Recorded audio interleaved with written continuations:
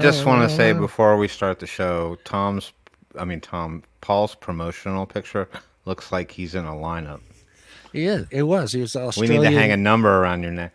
I got that picture from the Australian Post Office. I think they still do that over there, and they hang the fugitives, Australia's most wanted posters. Oh, that depends. Oh, goodness. It's I need this more way light on the the subject. Queen can find you quickly. Welcome Wow. everyone to welcome everyone What? to Wednesday Night Live. We're back. We're missing Tom, so we might have to use the hashtag Free Tom again. Free maybe Tom. more. Yeah, Free Tom. Free Tom. Tom is somewhere. We don't know where he is. I thought he was going to be here today, but he's not here. But hey, Tim and the great one, Paul, is there with us. He's drinking. What are you drinking there, Paul? Why are you hiding your drink? Don't hide your drink from us. It is. What I is have it? no Hold idea. on. Oh, it's beer. Hold on. XPA. Boofers? Boofers? What the hell does that say? Coopers. Oh, Coopers. Okay, Coopers. sorry. It Coopers. almost looked like a death metal band logo, so I couldn't read it. I was gonna go grape soda. I was for a second there. I was gonna go. Really? Fucking Paul's drinking grape soda, man. Great Kool-Aid. Bring the Kool-Aid. Yeah, we're back. We got a good show for tonight. We're going to talk about the science, the ain'ts, and our science, and kind of do a little comparison. And I got a couple pages that we're going to go through, and I'm going to let Paul take the lead on this one because he is more involved in the company side of it and understanding a little bit more about the science and the mixing and the testing that's done there. He's more into that stuff. So Paul's going to help us out with that. Tim's going to have the latest news and advocacy as always. And I'm just going to sit here and look good tonight. I'm just going to sit here and look good. No, what is up? Let's. This is Tim's part of his job. Tim, who's out there? Shoot! Tim? Hold on. Oh, mic check, mic check, mic check. Oh, I don't know, guys. This Rode mic is a great mic, but for some reason the sound drops out on it, and I've tried everything, and it's not that I just can't hear you guys. You can hear me. So. Now he's already asking if we fixed Tim's bumper. Yeah, we just. Mallory, hold on. Wait. Hold the phone on that one. Mallory, what do you think? Honestly, what do you think? I already know the answer, but what do you think, Mallory? It's on the list. It's on the list. Who's out there, Tim? Oh, let's go around the horn here. We got LabWorks. Yes, that's Paul. Why am I talking to you, Paul? You're on the fucking show. Jake, what's going on, Jake? Malgley, good to see you back. Liana, Shannon in the house. Rog, always in the house. Rog's always hanging. He's always lurking. He's always around there somewhere. Morgan, what's up? Wisconsin. Is it Wisconsin? Wisconsin. We might have to bring Morgan on the show since we don't have our Wisconsin representation. Oh shit! I didn't even. Think about Mallory, we talked about Mallory. Did we get Mallory's answer on whether or not the? Oh, there you go. Big fat no. Oh, it's in the works. Green thumb. What's up, Daniel? That's me. Hair full of metal. That was me. That's you. That's me. Don't talk to myself. I do that though. That was my post today on Facebook. Yeah, I read talking that one. talking to myself. And I think that's it. I think until we get some other people piping in, haven't seen Luke yet. Oh, Megan's up there. Megan at the very top. I'm scrolling, folks. Just give me a Did you minute. see green thumb? I'm Green blonde thumb. and slow. I did say green thumb. That was one of the yeah. first ones I Yeah, did. there you go. Did I not? Green thumb. If I didn't say your name, Yeah. I apologize, but I believe I said. Oh, and XTRM Brazen. I like all these new fresh faces that show up with these really cool screen got the names cool names, that people man. clearly put some very thoughtful effort into naming themselves Yeah. on Facebooks. I mean Yeah. on YouTube. So I like that. I don't know. I thought I was being creative with hair full of metal, but I don't know. Maybe I'm starting to suck. You got to starting to think suck how right many now. people they have on YouTube, and trying to come up with a name now is like really hard. At one time it took me like 10 minutes. 10 minutes to just It's hard. I'll tell you what, it's hard. And you know what else is hard? Here's what else is hard. Coming up with a company name or a DBA for something. Because if you can't, you have to, if you're like, oh my God, what a great name. And then you Google it and you find out there's like 5 other people that already kind of have like the same name. And then if you come up with something that you think is unique, like a month later, you get like a cease and desist letter because somebody's copywritten part of that, the name, like one word out of the 2-word name. And you're like, son of a. That's right. Like, what's this world coming to? I don't. You get can't. It. They're running out of letters and words, Tim. Just like music. They're all either someday, copywritten or some intellectual property right thing. It drives me nuts. I'm like, every single tune key will have been used eventually someday, and you won't be able. Oh, to that's learn already a been song. done. That's already been done. Paul will tell you that. Yeah, you can't. Yeah, it's just arrangement at this point. Somebody's always robbing off of the other person. Yeah. You only have so many chord progressions in this world. That's right. That's right. There's our Wisconsinite.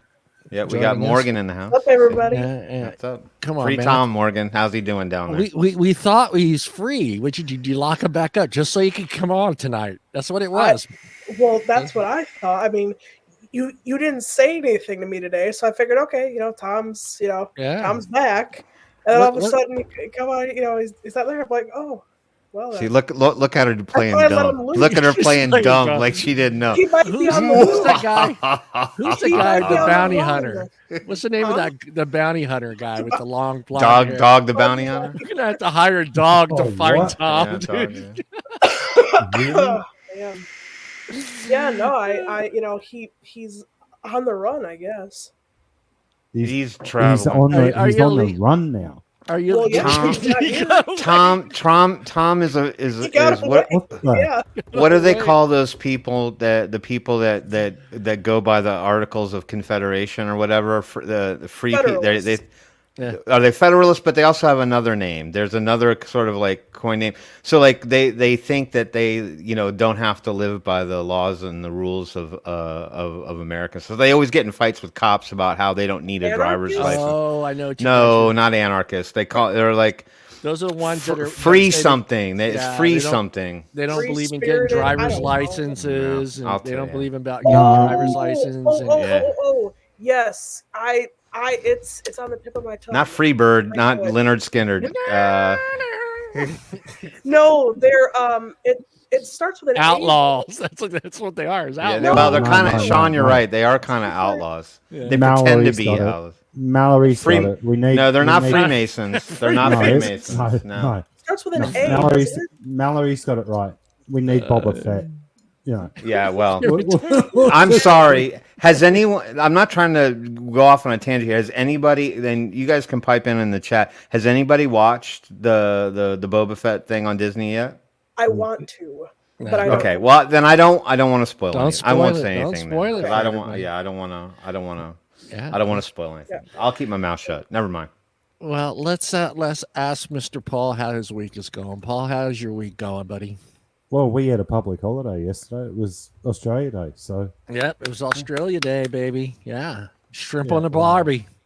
No shrimps on the barbie, but Foster's and a shrimp on the barbie. No, wow.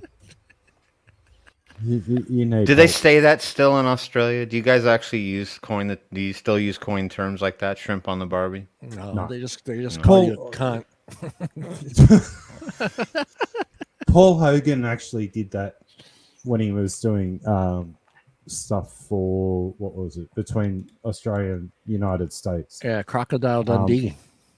No, he did that for Tourism Australia originally. Throw a shrimp on the barbie. We don't call them shrimp here. We call them prawns. Prawns. Oh, okay. Yeah. So Australia Day, correct me if I'm wrong, is basically the equivalent to our Independence Day, kind of, sort of. You celebrate Australia, basically. And well, the fact yeah, that you... sort of, kind of, but oh God, you go away, Leanna. Put it in a nutshell. Is the Queen involved? Oh no, not really. Australia Day goes back to 1788 when Australia was actually first really discovered, and there's a lot of us here now that actually call it Invasion Day. It's because the white people came to Australia, invaded, and did really nasty things to the Aboriginal community. And I don't really celebrate it. I had a couple of beers, and okay. Last night I actually had history talk with Paul. Yeah, right.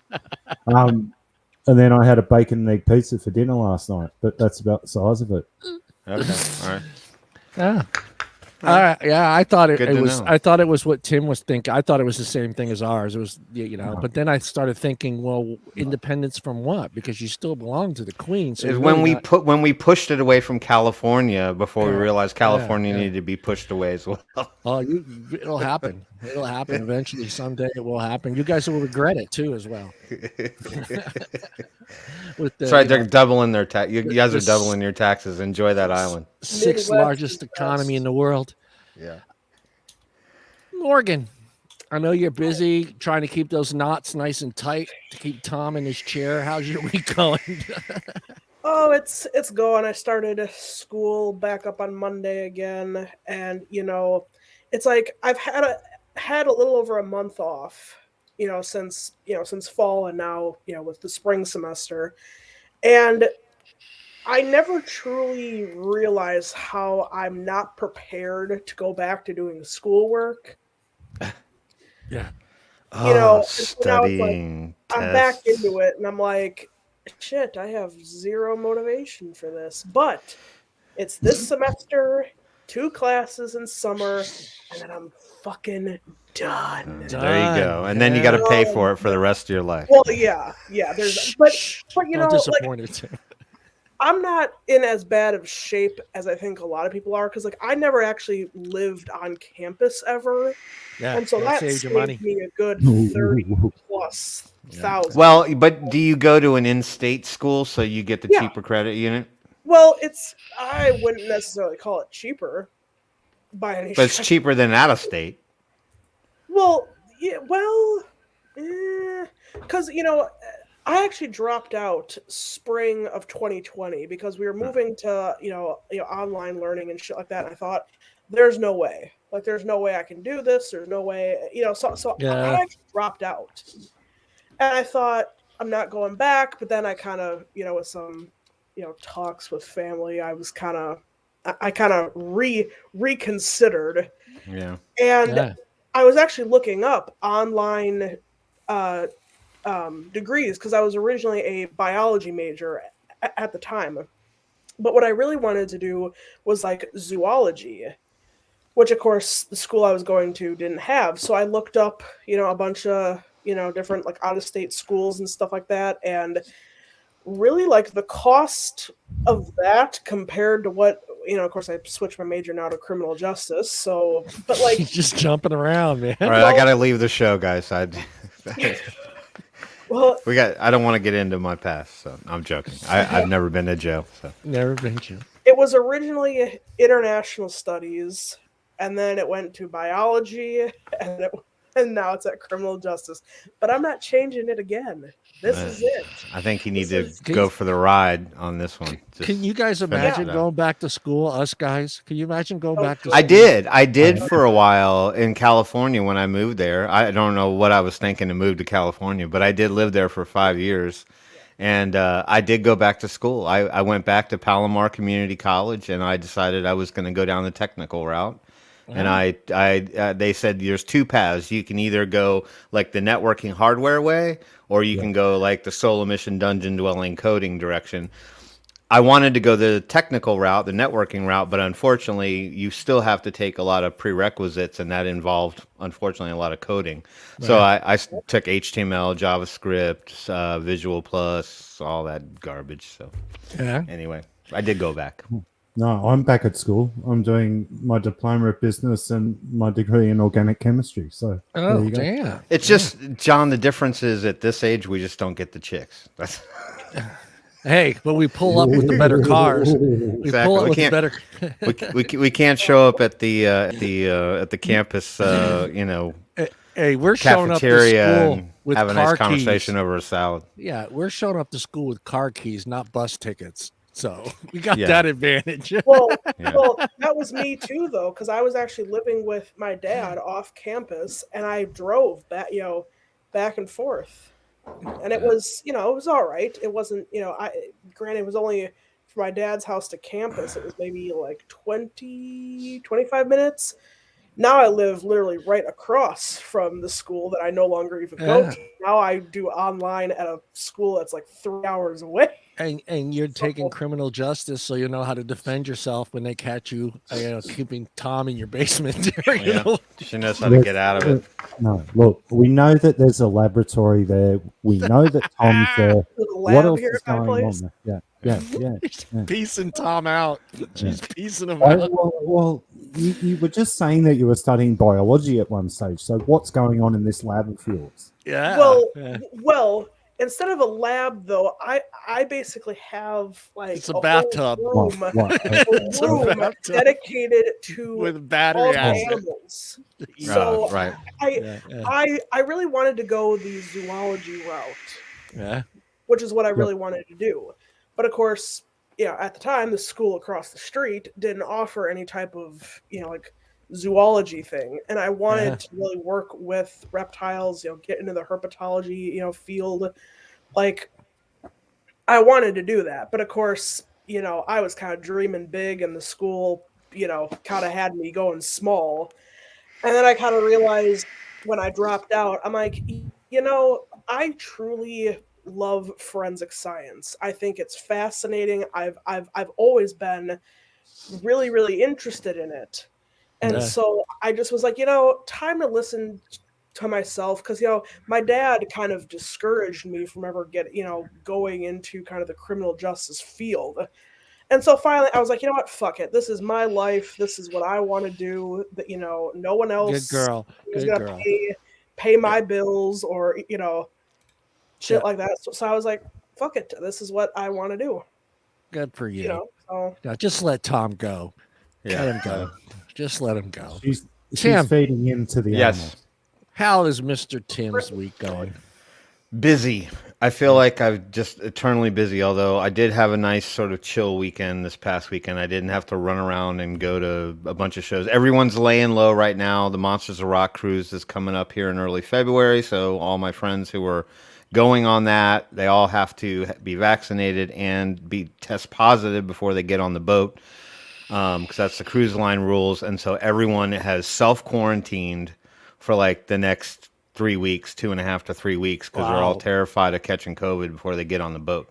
So luckily for me, it has bought me some time to kind of have some chill downtime at home and not be running around to shows every weekend and talking to yourself in the car. See, that's what happens when you're not hanging around people. I don't know why that has just sort of exponentially grown over the last handful of years of my life. I find myself just did your dad having my dad yes my dad was horrible, and I used to think he was the biggest weirdo that ever lived. And I would be upstairs like watching TV or doing something, and you'd hear him downstairs like literally like yelling at himself on the workbench as he was working on stuff. And I'm like, oh my God, my dad's like, he's going senile. He's getting old. Like is this what happens to you when you get old?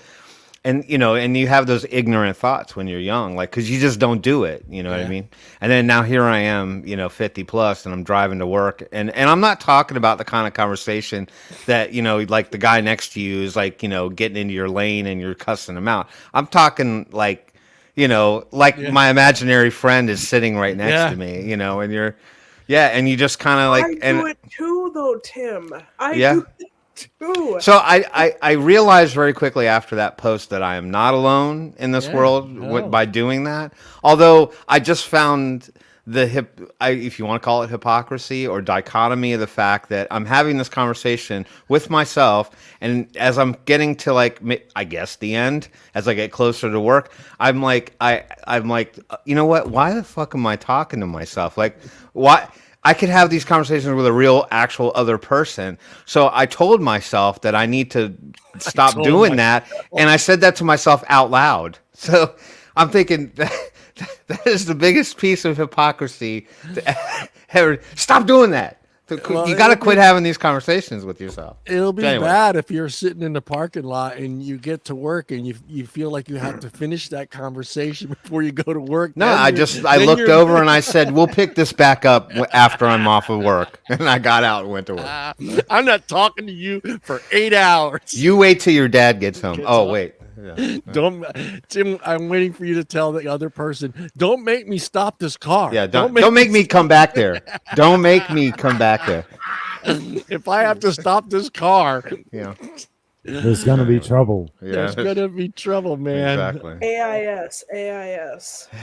So anyway, that's the history of my life right now. It's just basically senility, dementia, any older person thing that can happen to you, I think is starting to happen to me.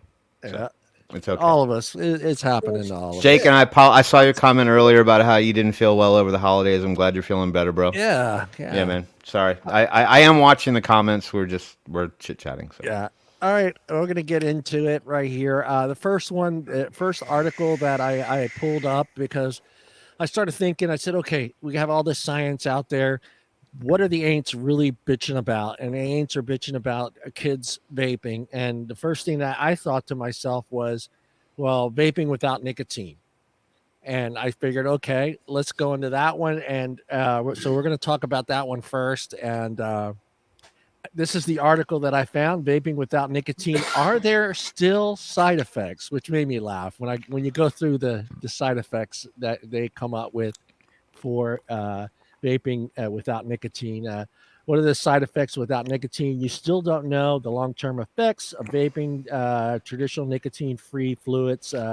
Some of the potential short-term side effects of nicotine-free vaping are described below. Irritation. What kind of irritation do they specify? It says when heating components. Yeah, when heating components in vape juice may irritate the mouth and airways. One study from back in 2015 found that one puff from a nicotine-free pen contained enough polyglycol, right? Is that how you say it? Glycol. And the other one, glycol. Two common basic liquids can cause irritation. When vaporized, these substances may potentially form cancer-causing carcinogen. We'll figure it out as you start to say it. Go ahead. Yeah. Compounds. Yeah. Those. That's the first one. What do you have to say about that one, Paul? Go. Paul and Tim as well. Where do I start with this article? I seem to remember this article, and for a start, there was no mention of any of the devices that they were using. That's for a start. There was no mention of any of the liquids they were using. Second. Third, there was no mention of the device whatsoever in any way, shape, or form. We don't know at what level they are ramping these things up to. That's another issue. But if they're saying there's irritation, yes, there can be. People do have allergies to PG, to propylene glycol. Yep. But people also have reactions now to vegetable glycerin.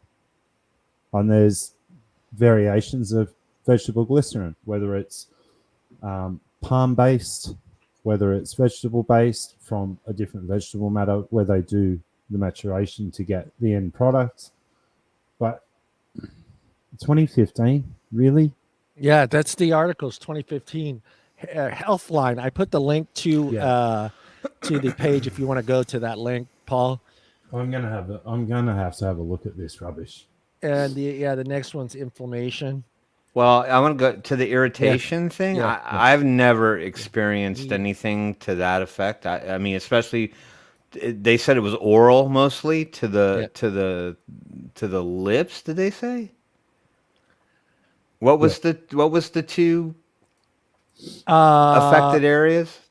The newer study, the newer one, because that one doesn't talk about this one doesn't talk about any of the locations. Just the vaporized substance may potentially form cancer-causing Yeah, but you said something about irritation before, and you said that that's the headline or the big. It's irritation, inflammation, and toxicities. So irritation and inflammation. Inflammation. Yeah. Okay, so I've never had either. Yeah. So I don't know. I mean, I agree that vaping can impact people differently depending on their sensitivity or their allergies to a particular substance. But again, all of these studies that talk about the science, I highlight the fact that they all say could, may, might. Yeah, right.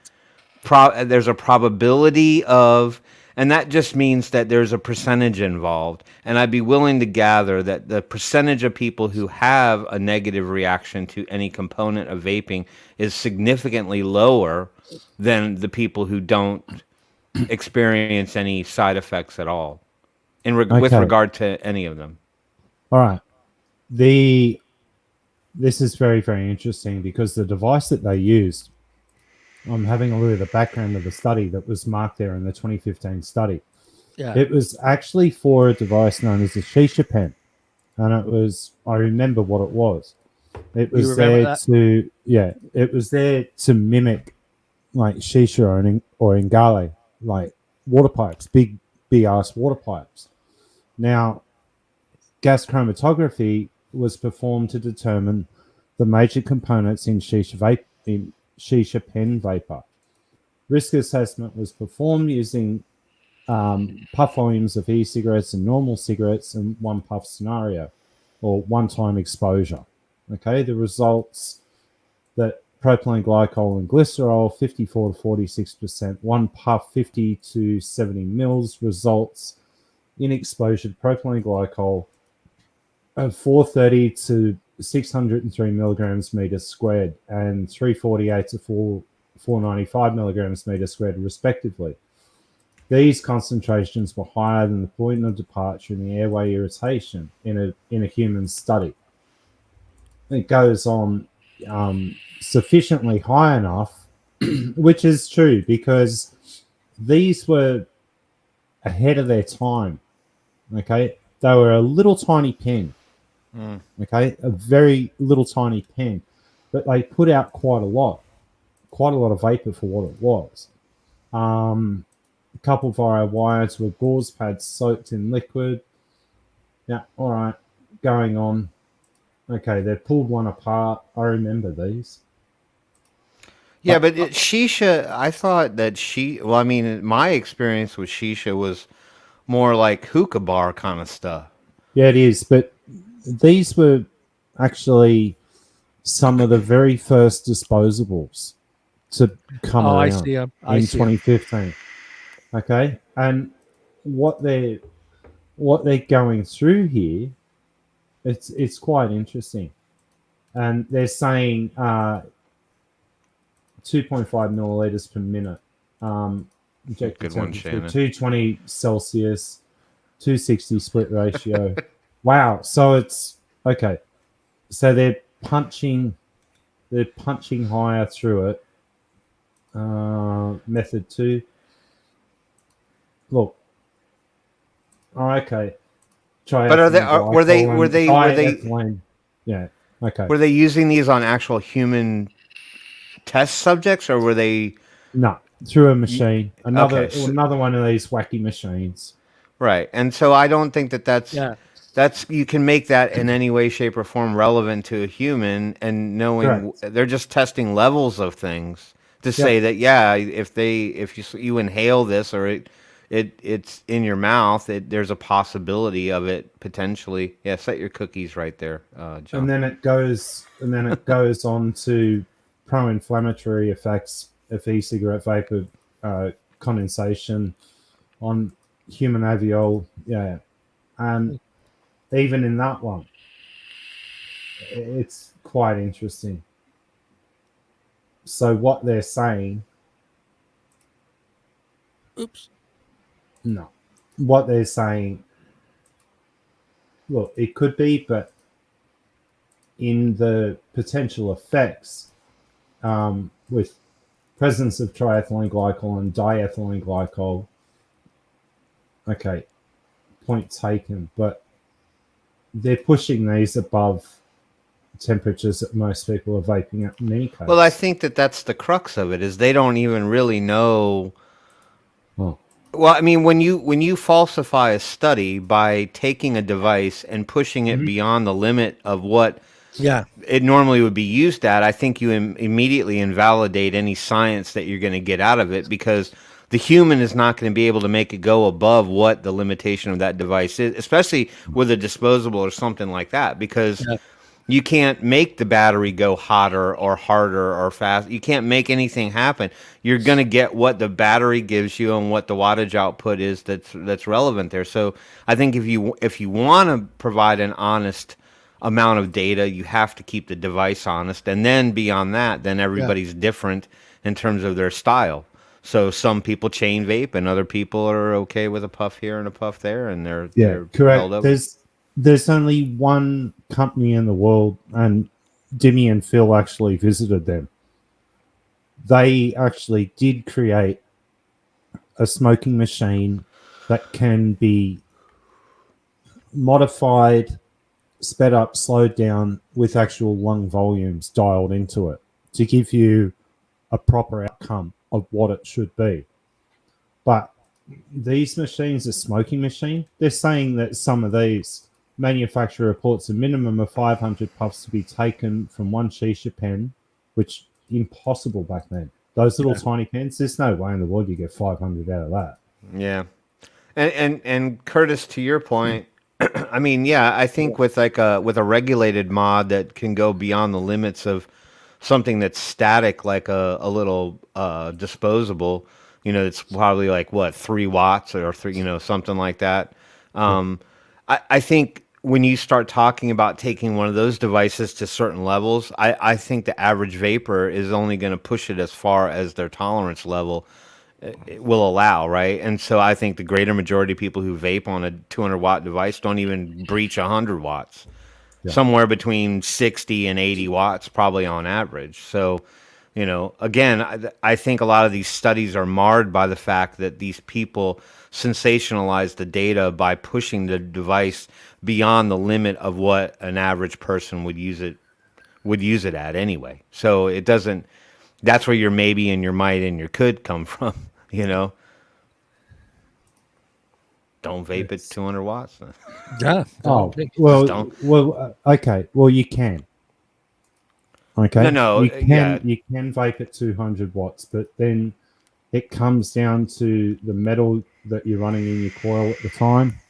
That's for a start. Second, it also comes down to what is actually in your liquid, whether or not there's already nasty chemicals in it to start with, and then they're going to be transformed or broken up and re-put back together once you heat them above a specific level. Right, but Daniel, like jokingly, he said, I guess I need help, because I know that Daniel's a high wattage vapor. But Daniel, you're vaping on coils that are sub-ohm, real low wattage, and you can afford to push them to higher wattage limits, that you're still getting a reasonably, comfortable vape that doesn't irritate you or make you otherwise you wouldn't do it, right? I think that's the answer. You're not going to vape to a point that is uncomfortable. Yeah, even those coils, though, are only going to last for so long before they do start breaking down at those wattages. So, I mean, that's something you should consider as well, Daniel. I mean, you are okay, great, you're vaping at 200 watts, but how long are you keeping that coil in there? Because eventually vaping at 200 watts with that coil for a period of time, that metals will start to break down. Am I right, Paul? No. The metal theory was actually debunked not long ago, completely debunked. That you would need, I think it was 400, 480, 500 Celsius, which is over 700 in Fahrenheit. And no, metals weren't breaking down until then. But if you go back to the original nickel days and to titanium can only be vaped in temperature control. Bottom line with that one.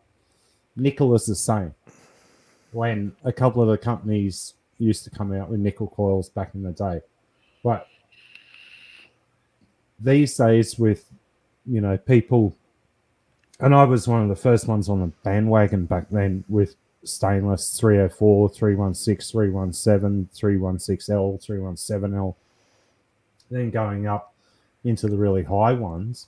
But I was only vaping them like in temp control, and we're only heating, so we got vapor and that was it, and we could see the wattage we were putting in and what we're heating the coil to. Yeah. This one came up. I put the website on there. It's brookdalerecovery.com. It's one of those what do you call those, rehab places, right? Yep. It's a rehab place. 10 things you need to know about the vaping epidemic. I love that one. Yeah. No. I love how they use that word for a recovery place. It's like, oh, you have a nicotine addiction, you should come here. Number one, e-cigarettes contain nicotine. Go figure. I had no idea. They contain nicotine. I had no fucking clue. All right. Number two, vaping contains other harmful chemicals. I didn't know that one either. All right. Well, hold on. Let's look at that. So it says one of these that particularly stands out is formaldehyde. Now, this one comes up all the time. Now, I don't think that produces itself until you use something at a very high wattage, and sometimes chemicals will convert themselves at high heat into remnants of formaldehyde. But I still think in a vaporizer it's at very, very, very, very, very low levels that formaldehyde is there at combustion, right? That's dry wicks. That'll give you Yeah, so they're going to focus on that one. It says, which is best known for its presence in household products, including laundry and dish detergents, soap and body wash, and manufactured wood furniture. So, fuck it, I mean, we're getting exposed to it anyway. So, and now we got to wash our hands constantly, right? Yeah. So who knows what was in my brother and your brother's farts when they were farting in our bedrooms? Formaldehyde, pure formaldehyde. Yeah, we had to smell that shit. I'm basically preserved at this point. I could have had cancer already by then, but just from those farts. That's embalming. E-cigarettes are not safe just because they are water vapor. That's number 3. Well, at least they acknowledge the fact that it's a water-soluble chemical compound. So, I mean, despite the fact that people like to throw the term oil around pretty loosely when they talk about shit like that. So, okay, they're on to something there. Number 4, young adults are more likely to vape. Fad. It's a fad. Yeah. It's a fad. It's a trend. Hey, this is cool, man. Let me try it too. Yeah. Then they realize it's too expensive. Vaping is addictive. Number 5. I think that's kind of the point of it, though, in a way. I mean, you're trying to get rid of an addiction that you have with cancer from cigarettes to move on to something a little less harmful. And, number 6, vaping could be a gateway drug. Bullshit. Really? I call shenanigans on that one. I can't wait to try that. Do we actually have any studied reports that state that people that went from doing absolutely nothing, weren't a vapor or smoker, started vaping, and now they're just on in heroin dens everywhere? I'm an example. Okay. No. What? Go. What example? That I'm not hooked on heroin right now. So no, what she's saying is that she wasn't a smoker and became a vapor, but it didn't open up a gateway to anything else. She didn't pick up smoking because of it. Yeah, she didn't wasn't a gateway to another drug or anything like that. Okay. Maybe a couple extra ibuprofen if she's got an extra heavy headache. Yeah. But beyond that. But this brings on a point, and vaping could be a gateway drug. And Bill will back me up on this because this clown's name has come up a few times in papers, right? This point is stressed by Dr. Michael Blaha. Really? His last name says it all, Blaha. Or we used to call him Blowhard, right? At Johns Hopkins. And guess who finances Johns Hopkins? Let me take a stab. Mr. Bloomberg. Oh, this dude named Bloombergy? Yeah. But Cicerone Center for Prevention of Cardiovascular Disease. Okay? Now, really, we've spoken about you in the past, blowhard, but you and your... Yeah, here he goes. Yeah. But show of hands from our wonderful chat group. Show of hands. How many people have turned? Now I'm talking about people who didn't use this shit before. So don't raise your hand if you already used this stuff. But how many people that started vaping and never did any of this stuff turned to marijuana and cocaine because of vaping? How many of you? I bet it's a big fat goose egg. Yeah, John, we can't talk about your early days when you were doing rails in the bathroom at the club. So never. I can't even fathom why someone would go from vaping to. Here's my take. This is what I think, and why they say it could potentially be a gateway is because if someone is curious enough to try that, even though that particular thing, i.e. vaping, doesn't actually stimulate the desire to want to do some other kind of other drug, the idea is that you become sort of experimental and you're like, oh, well, let me try that too. Oh, well, let me try that too. Yeah. Now, I think to me, that's why I think they say that it might become that. I don't think that it's because you vaped a little nicotine and it woke you up a little bit that you need something to make you go faster. Do you know? The only other thing I could think of is, I mean, it's kind of a stretch, but someone trying to chase that high from the nicotine, and enjoying it and not getting it anymore. And, you start to wean off of that. So and maybe you start, like you're saying, trying to experiment and trying to get that high back. Maybe that's what they're trying to say is the draw to other chemicals or other needs for, crack, coke. But these guys are just trying to, make money out of this. You got a problem with nicotine, come to us, we will help you. You sure you don't have problems with weed and cocaine and LSD and everything else? I think that any of those particular things that exist in the ether become experimental discoveries anyway. I think, with culture and stuff like that, I mean, I have to imagine the first time that innocent person got invited to a rave probably had never done ecstasy or anything else, but got in with that crowd, and then their friends kind of introduced it to them and said, you'll have a much better time if you try this. And so I think that it's just natural curiosity for people to... I just don't feel like vaping is strong enough of a thing to cause people to be like, oh my God, I'm not getting enough to make me happy. I need, what's this cocaine thing you guys do that keeps you up for 3 days straight? Cocaine stuff, man? What is this cocaine stuff I got to do every 15 minutes? I want to grit my teeth for the next 6 hours, so let me try that. Oh man. Yeah, anyway. That's MDMA. Yeah. Number 7, vaping causes heart and lung issues. Lies. This has been debunked 20 or 30 times up until now. Okay? It is an absolute joke. They're saying that... Yeah. No. Well, it's funny that they bring up the whole thing that it increased odds for developing asthma and chronic and COPD when people who were smokers who had developed COPD and started vaping. No, Daniel.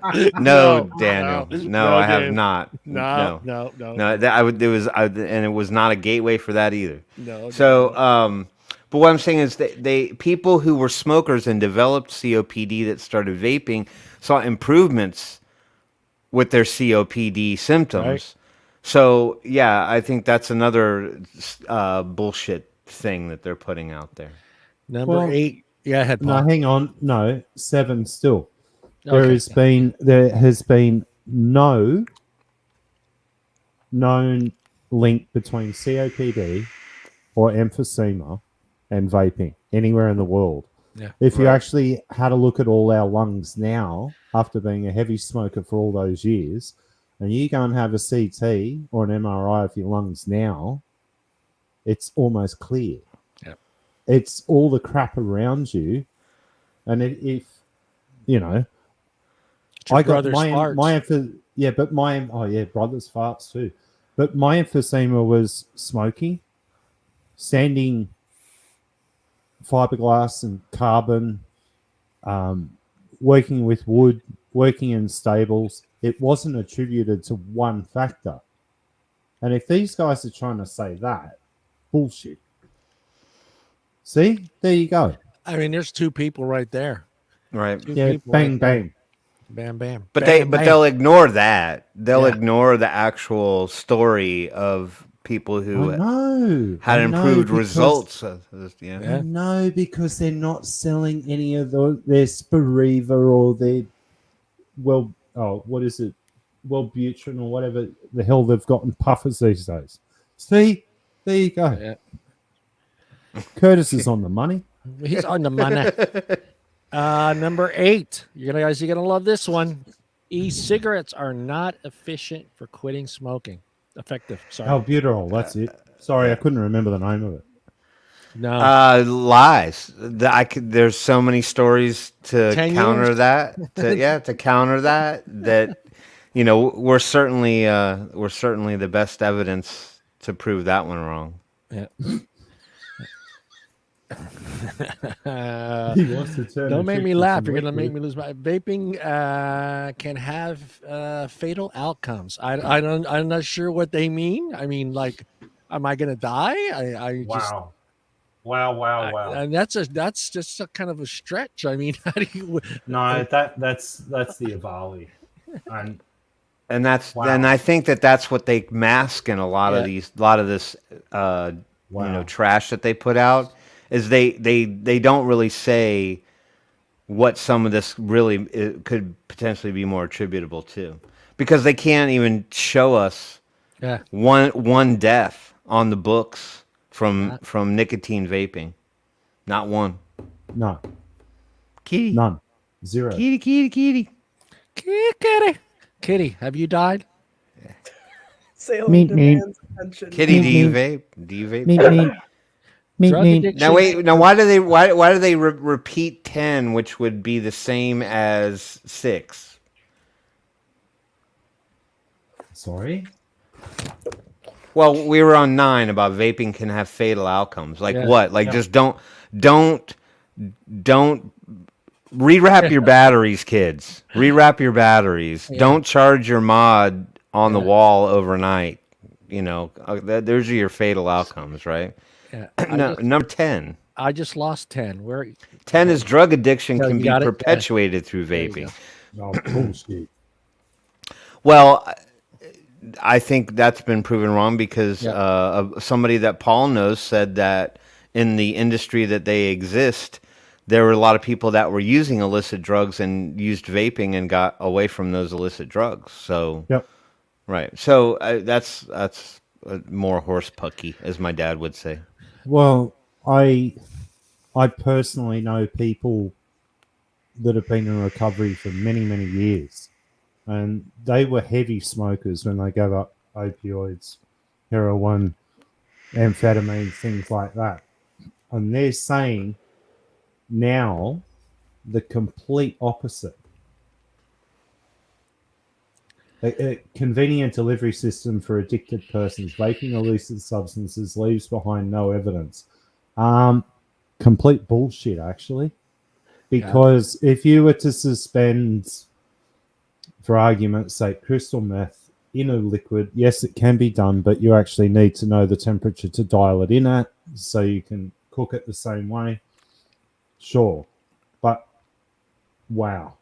Yeah, but didn't in the article that I talked about last week with the crack pen, the crack vaporizer, to try to help people get away from smoking crack, they said that there was already devices out there to help deliver certain kinds of psychedelic drugs and things of that nature. So MDMA and stuff like that. The UK and Switzerland and Holland are leading the way on that research right now. They're actually going into that research, and that's what they're doing. Like titration through a vaping device, yes, it can and will work. exactly the same as why we vape for the nicotine. Right. This Simple. one, let me get this copied on here. This is the next one. Oh, did I run out of? I ran out of thingies. Hold on here. You ran That's out. what- What? that's Your what Banners, she- thingy, that's what banners. she I ran out said. of banners, but I had to. I your thingy, ran out your of thingy thingies. ran out. Did it? I ran out of ran out of thingies. banners. You may find it easier to avoid flavors that are frequently associated with respiratory irritants. You ready? Just here about we all of go. them. I want to All- read that. You yeah. may find it easier to avoid flavors. Yeah, that's how they wrote it. So, Okay. I'm trying to consume it, but go ahead. yeah, almond, bread, burnt berry, caramel, chocolate, cinnamon, cloves, coffee, cotton candy, cream, fruity flavors, herbs, jams, nutties, pineapples. I mean, it just is. It's all of them. It's Fucking almost. nutties. What? You may so they're saying you find it easier to avoid flavors. Yeah, manufacturers aren't required to provide consumers with a list of e-liquids ingredients, which can make it hard to know which provider to avoid. You may find it easier to avoid flavors that are frequently associated with respiratory irritations. This includes, and then it's just a whole list of all kinds of flavors. This statement is nutty. Yeah, it's nutty. I'm not sure I quite understand. Are they Red claiming hot, that spicy, sweet, tomatoes. I never had a tomato vape. Any of you guys had a tomato vape? Oh, you have, Paul. I figured as much. could have had a No, V8 vape? No, there was one. There was one that was made by Armageddon. What Tomato? was the actual name? Was it a Was it a Bloody Mary flavored e-liquid? No, it wasn't actually. It was a pizza pocket. Oh, And as you went up through the temperatures, no, believe it or not, it fucking tasted amazing. That sounds really good, actually. Because right now It was I'm gonna the crave pizza now. weirdest. It was the weirdest thing ever. This banana cream pie tastes so satisfying, delicious. Now that I want a sudden urge to lick a dirty ashtray. Okay. I can't. No But I comment. mean, looking back on everything that I've tried in the vaping space, I can't think of one thing that caused me to have some kind of irritation from a respiratory perspective. I mean, yeah. maybe the closest one might have been stuff that had a lot of cinnamon in it. Oh. Cinnamon. Yeah. Cinnamon. That becomes cinnamaldehyde, though. Yeah, there were certain ones that Uh, gave me that irritation or gave me like a sore throat after vaping it. high concentration of acetylpyrazine, what brings out the nutty flavors, Yeah. Right. in that will irritate you. Cherry will irritate people, and I that's haven't had a cherry vape in known. forever. Yeah, I know that's a known one. But tell me, who the hell has made a top flight cherry vape ever? I can't think of sort- one. They're sort of there, but they're not there. Yeah. Yeah. Like I can't if think I of could, any of if them. I could get maraschino, like cherry, like a real maraschino cherry, that I would work with, not a problem. VTA avocado cream, yeah. Yeah, but like Aileen, like to your point, I mean, I think that's. I think if you take the percentage across people who did the same thing as all of us, including yourself, I think most would have the same story as us. Is that because looking back on it and thinking about where I was smoking before I actually kind of turned to vaping, you know, even though there was a bit of a dual usage period there until I finally quit. I remember smoking being completely irritating. Like, cause I was trying to smoke like two really quick. Like I'd finish one and I'd be like, let me get another one in before I have to go back in and work or whatever. And you get like halfway through that second one and it was like starting to hurt your throat. You know, the throat hit was there and it just wasn't as enjoyable. Like you were just doing it to do it. I couldn't even finish the second one the majority of the time. But I remember that being irritating, but never vaping. Never vaping did I ever have a moment where I'm like, oh my God, I can't vape this anymore. I will admit, though, that like... There comes a time when you just get really dry, though, and you're just done. Yeah, but... Yeah, pods sometimes. When I was using like my A-Bay and stuff, and I'd have it in my pocket, and I'd be out like mowing the lawn or something like that. I'd have that thing with me all the time, and I think sometimes that sort of my chest feel tight, but I think it was just because I was expending a lot of energy, and I think it was some correlation to that too. But it would make me feel like I was having I wouldn't say harder time to breathe, but my lungs felt tighter from you. But not, it wasn't irritating. It was just sort of like, okay, what the fuck, what's going on? All right, the other article, I'm going to send it to you, Paul. Yeah. It is the insider.com. I'll put it in private chat there. Sure. And you got to scroll pretty far down there to where you get to the first part of that, which is hilarious, because it says at least 34 people have died so far as a result of vaping products. Say the truth. Just say the truth. Yeah, but they don't want to, because they want people to. Yeah, they don't want to say what it is. And you can go down that list if you want to, Paul. Yeah, give us the list, Paul. Hi, Becky.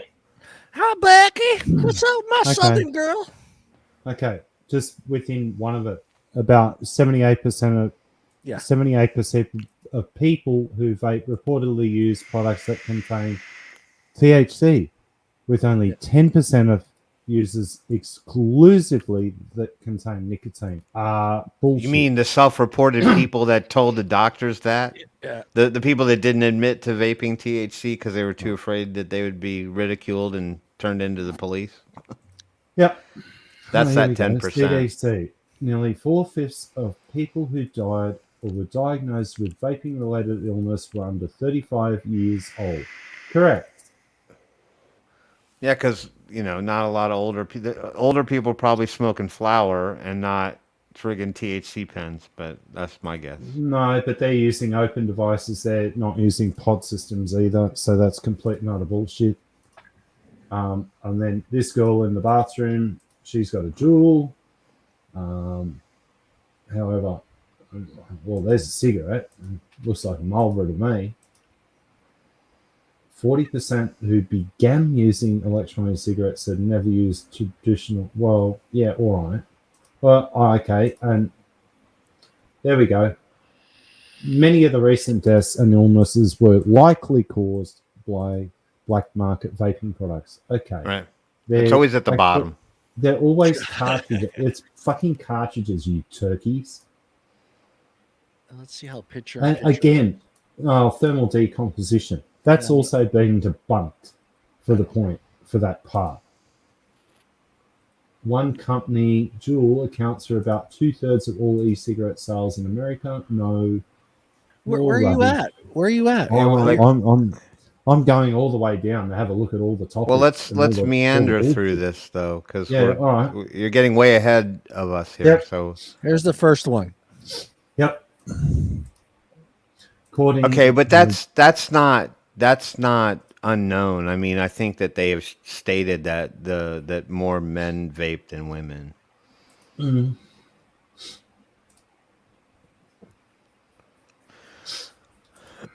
Okay. We're under 35 years of age.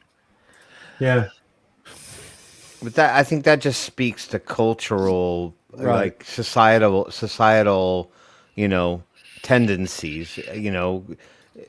Things usually start in pockets, trends, fads, clothing, you name it. Yeah. You don't see 50 and 60-year-olds running out and buying the same clothes that the younger generation are wearing. Unless they're going through that phase. Maybe so. I mean, I'm not discluding it. I'm just saying it's a very low percentage, right? Yeah. Over a quarter of high school seniors reported vaping in the last 30 days, while a few are using traditional cigarettes. Right, but what they don't include in that statement though is that the people in the last 30 days may have tried it one time. Yeah. And then never did it again. So that means they're somebody in the last 30 days. Yeah. But the really interesting part about that is is that 3.6% of high school seniors reported daily tobacco use in 2018, a dramatic decline from 22%. So, sorry, we win, you lose. Here's where I'm curious about all of this study and data stuff, because I know that we like to throw around the idea that there's been a dramatic decrease in teen tobacco usage. That it's not on the rise like they would like to make you think. No, But it's not. do feel this is just my personal opinion. I'm not saying it's going to be a dramatic increase either. But I do feel like the pandemic contributed to some of those numbers being so low, because everybody was stuck at home in quarantine. They couldn't hang out with their friends. They couldn't hide in their own little private circles and go do shit behind their parents' back and be conniving, like most teenagers are, like we were. Like we did shit like when our parents weren't around, when we were having sleepovers and doing shit we weren't supposed to be doing. And so I do think that we will see an increase in those numbers when and if we ever get back to a situation where the kids are, autonomous and go to school and they can run around on the weekends and do that stuff. But right now we teeter-totter between kids at school and kids being home again and doing distance learning because of COVID. So, you're less inclined to sneak around and do shit when you're stuck at home and mom and dad are hanging around all the time. So that depends. Oh, I do think it depends. I'm just saying, I think what we will see is a slight increase in the usage numbers, unless the age laws have impacted it, or they've made it harder to obtain through the same channels that people were getting it from before. Because another thing that they never look at and they never talk about in depth is the sourcing of these devices that the kids are getting their hands on. They just keep saying, well, it's out there and kids are trying it, but we're not talking about where they're getting it from. They make it sound like they're just going down to the QT and picking up, jewels all day long. They're not. They're getting it through back channels and private channels and Snapchat, and their friends are TikTok, Instagram, everywhere. Well, and I might also add too that there are probably still places that do not, because when I used to work for, the popular, for Quick Trip, I was one time approached by one of the store or the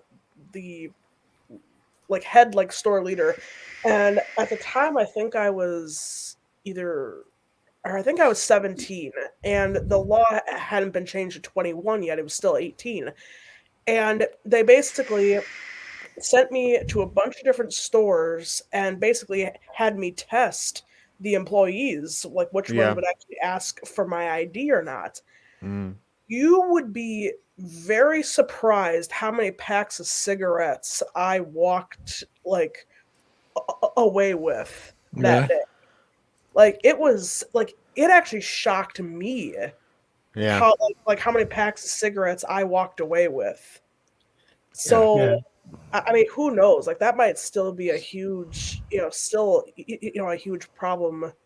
It very well could be, but here's another issue too, which is why I think they focus in on Juul and stuff so much, is because you're not going to go to a QT and be able to get an open system with a 100 ml bottle of Jam Monster Blackberry and stuff like that. So that's why the kids are probably more readily getting their hands on the thing that's behind the counter. But again, and they just never talk about the percentage of sourcing where when the kids got caught and they were found out to have had it, or they survey them and say, have you vaped in the last 30 days? You never hear about, okay, that's all right, but where did you get it from? Did your friend give it to you? Did your friend have it and he let you try it? Did you go to the store and buy it? Did you shop for it online? How did you get that device? And they never talk about that. I never do.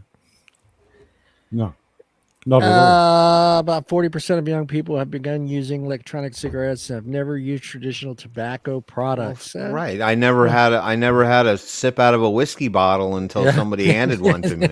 That's it. Right. Recent deaths and illness were likely caused by. Yeah, well, thank you. We knew that. True. You didn't listen to us. You didn't True. listen to us. Said that. Yeah.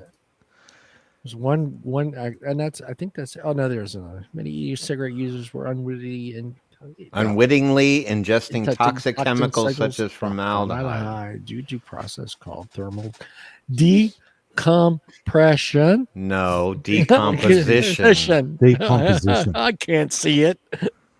His eyes are bad. I can't. Yeah, I can't see it. Well, we just talked about that. Yeah. Yeah. Overheating the product, which is a common issue. Stop overheating it, Paul. Yeah, but that's what I'm saying is that person with that jewel can't do that. You can't do that using it normally unless maybe you chain vape the shit out of it, but even then probably still can't get it up to a temperature that's really detrimental. Not no more of this. They're no more 2/3, are they? They pulled all their flavors and they went from 70% market share down to I believe 40%. Yeah. Yeah, 100%. That's the last one. Okay. That was the last one. Complete rubbish, most of that. That's all I got. You guys got anything else? It's not good. I didn't pull any science. Maybe Paul's got some science to talk about. There's plenty of science, but a lot of it is still. The jury's out because a lot of the very good science is actually being done by, yes, believe it or not, tobacco companies because they've got the money, they've got the labs, and it's, so be it. But why can't we take that? Why can't we use their science? Oh, because it's a tobacco company. We don't know, whether or not they're tainting it. And I just look at it and go, no, I don't agree with it. I really don't agree with that at all. I wish that we were allowed to look at their studies and bring it forward. Because, drug companies are doing the same thing, but they're not releasing the data. You have BAT, you have PMI, you have Japan Tobacco, and some of the data is now slowly creeping out of China, out of their tobacco manufacturing, and they're showing the same thing. But it's not listened to. On the topic of flavors, Dr. Faslinas, his study on flavors got thrown out because it was real-time data, real-time studies, not with rubbish machinery, with a smoking machine that sat there and did X amount of puffs per minute or per hour, overheating the coils, creating the side effect chemicals that, yes, they are there, but the amount of formaldehyde that's in a device, even if you punched it through the roof, and this is going high, is still less than what's in a regular cigarette. That's never spoken about. We know that in Europe, with TPD compliance, there you go. Yep. Yeah, it was a never acknowledged that. Never acknowledged that study, and that's groundbreaking. If anyone wants a good read, sit there and read through it. It's groundbreaking what he went through with that study. We know that's a lot of people, man. Yeah, I know. You can't compared to what they always throw at us with like 1,500. Oh, yeah. I mean, they get like 1,500 polled, and it's like that's a big deal. And here's 69K. Yeah. Wasn't that the questionnaire that we did when he did? I remember when that was going around, Dr. Farcelino's flavor study. Everybody was asked to take that, and that's what I'm saying is it's shocking to me that they will completely ignore that data, which just further says they have an agenda. Well, right. It fits their, or the study doesn't fit their narrative. Right. So Correct. they're not going to talk about it. They're not going to tell you all that stuff. They're going to make us seem anecdotal. Yep. We're full of Yeah. shit. We're not saying anything that's true. Well, okay. You're a liar, Yeah. Tim. You got that liar look.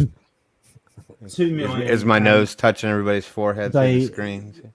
They classified it as anecdotal, and I just went, really? You guys are off your heads. Yeah. Because that study should be the cornerstone of any other study. Yeah.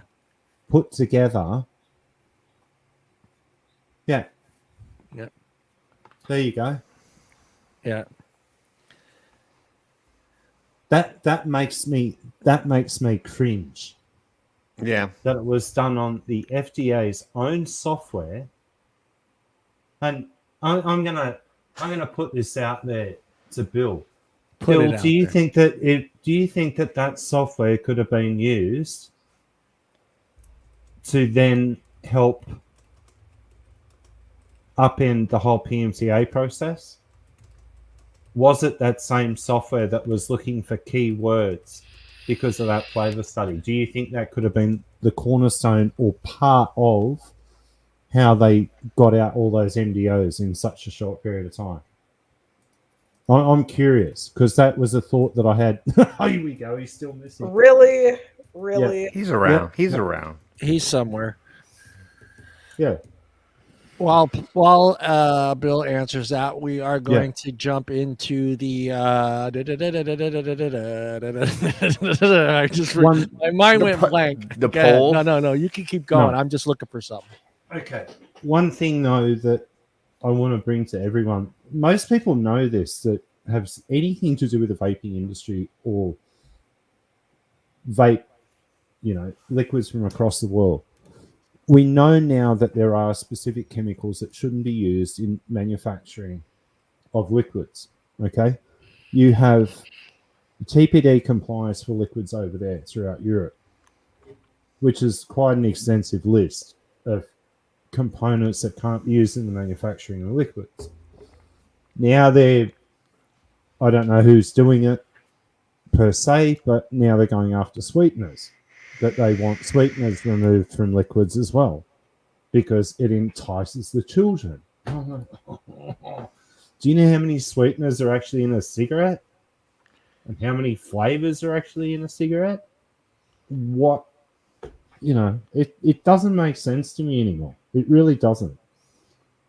Well, because they're going to go ahead and attack anything that would lend credence to the idea that this particular product might be attractive to a child. So they're going to pull anything out of their arse that makes it relevant, right? Because it's that messaging that resonates with the people who either don't understand vaping, don't know what it's all about, or are easily impressionable to the idea that if you just tell somebody that it's bad or horrible for you because of this, that, or the other, they're going to be inclined to believe it. So then if they've got children on deck and they're somehow concerned about what their kids might be getting into as they get old, you have to imagine, I have to think for a hot minute that every parent who has kids at this point can look at their own life and realize that they did some sneaky shit and tried some stuff that they shouldn't have tried when they were kids. And even if for a hot minute they want to go, well, you know what, I would really be happy if my kid never tried that. You still have to look at yourself and go, but I even if I don't do that stuff now, even if that stuff never did much for me back then, I got over it. I got past it. I'm not I'm not addicted to cocaine, and I'm not an alcoholic, and I'm not a smoker, even though I tried a cigarette at a few parties, or, when my friends would have a pack, we'd have a cigarette or two, or when somebody had, alcohol around, we would get drunk and chuckle about it and tell the funny stories about what you were like as a kid. Yeah. But yet they want to sensationalize this whole vaping thing about how it's attracting the kids. And I think you have to look at yourself as an adult at this point and say to your kids, yes, let me have that conversation with my kids. Like, hey, you shouldn't do that. You know what I mean? Like, that's not good for you or whatever. But I don't think that there should be such a fear factor about it that it's like, oh my God, my kid is going to end up on Intervention, the show Intervention, because they picked up a vaporizer. Yeah. I can't imagine that, but it's They the should message. be more worried they about want to kids just ending up make it on seem 16 horrific. and pregnant than fucking that other show. All right. I think my shit died again. This is a part of the show where you. Oh wait, does my voice work when I do that? Yeah, my voice work when I do that. It did. All right. Yeah, you guys share your Twitter accounts in the comments there, and we will mark them there in case anybody's not following you. And today our Twitter shout out is dun dun dun. Let me open up his page. Share screen. Boom, boom. That is our He's our Twitter shout out. Give it to him. Give it to him, Tom. Tim, give it to him. Oh, you don't have. Oh, wait. Yeah, you do. Yeah. Never mind. I don't think I have drum rolls or anything left on the thing. I was going to go over there and hit that button, but I think I took it out. That is our Twitter shout out for today. And let's go. Let me get rid of Rogue. Let me take that down there, guys. Go on over there. Give him a follow if you're not following him. He has a lot of. Sorry, I was muted. Yeah, he's got a lot of advocacy on his page. Good page.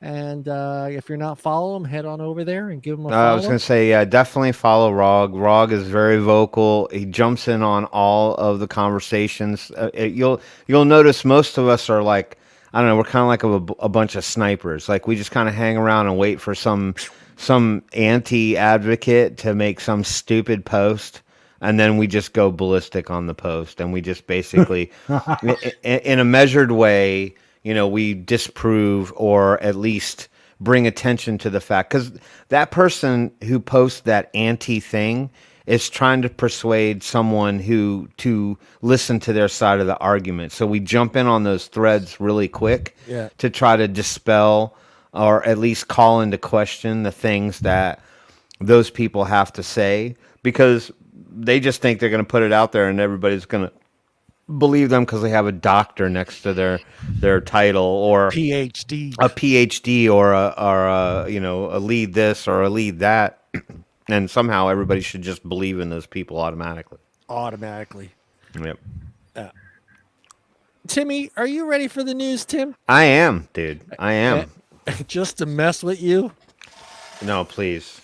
Just to mess. I got to do it. Are you gonna? Don't play any Spandau Ballet before my. Oh, why not? Ha ha ha ha. No. This was. I gotta do an intro like that. New Order Blue Monday. That should be your intro.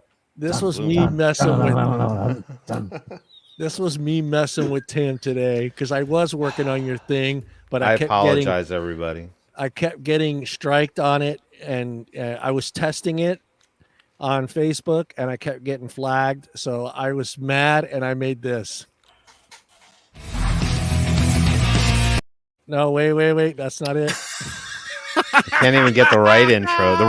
He can't even play the wrong one right. There you go. He wanted some rock music for his news advocacy report, but I couldn't find any that was royalty free, so I had to make my own. Enjoy the news, bitches. Is that the Cookie Monster doing that? That was me after like 5 attempts trying to upload the clip to YouTube and to Facebook, and 5 times getting flagged that I couldn't use it. So I got so mad, so I went to auto-tune and I said, I'm gonna just sing that out there when I was. See, look what you're causing. You're it's causing mass exodus. Don't ever do that again. Anywho, let's tap them up. Let's tap them up, kids. If you're all ready for some news and advocacy tonight, I got you what the doctor ordered, right? I did my part. I know my role here on this show. So we got I really, again, I have to say a big thank you to Bill. Bill is a massive source of articles and stuff that I wouldn't even know the first place to look to find the stuff that he the channels that he uses to find the stories. And with respect to that, he threw me all kinds of really cool little articles, but a lot of them talk about the international side of things. So I try as much as I can to keep things a little homegrown, even though we're an international show. I'm just saying I talk about the international side of things, but I wanted to also try to talk about stuff that happens in America. There's lots of really good things that are going on in the world in terms of, some of the things in like Thailand and the Philippines and stuff like that.